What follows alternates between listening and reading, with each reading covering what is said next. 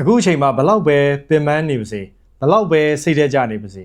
တခုတော့တတိယဒီလားမင်းဒီလောက်ထိရောက်လာခဲ့တာလွယ်တယ်လို့မြင်မှတ်နေလား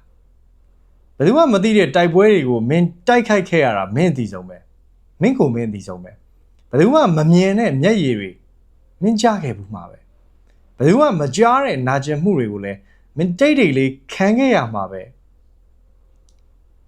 ဒါပေမဲ့မင်းဒီနေ့ထိရက်မသွားခဲ့ဘူးကွာမင်းဆက်ပြီးတော့လုံနိုင်နေသေးတယ်တခါလေဘဝကမျောလင့်ထားသလိုဖြစ်မှာမဟုတ်ဘူးလေနော်ကြိုးစားသလောက်အရာမထင်တဲ့နေ့တွေလည်းရှိမှာပဲကွာငါတို့လည်းရှိတာပဲဒါပေမဲ့အခုမမြင်ရသေးတဲ့အလင်းရောင်အဲ့ဒီအလင်းရောင်မမြင်ရသေးလို့ဆိုပူဆွေးနေလို့တော့ဘယ်ဖြစ်မှာတော့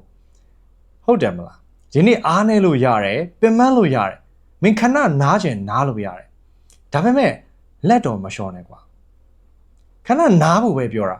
ရက်ပြစ်လိုက်ဖို့ပြောတာမဟုတ်ဘူးလက်မလျှော့နဲ့မင်းထင်ထားတာထက်ပိုပြီးတော့ခိုင်မာပါတယ်မင်းထင်ထားတာထက်ပိုပြီးတော့တန်မာတယ်ပိုပြီးတော့လဲတန်မိုးရှိတယ်မင်းထင်ထားတာထက်မင်းပိုပြီးတော့ဝေးဝေးကိုရောက်နိုင်လိမ့်မယ်ဒီနေ့ကိုမင်းတေးသေးချာချာလေးခေါင်းအေးအေးနဲ့ဖြတ်ကျော်လိုက်မနှက်ဖန်ကြရင်အသစ်ကပြန်စဖို့အခွင့်အရေးတစ်ခုဖြစ်လာလိမ့်မယ်အသစ်ကပြန်စနိုင်တယ်လို့ငါပြောကြတာ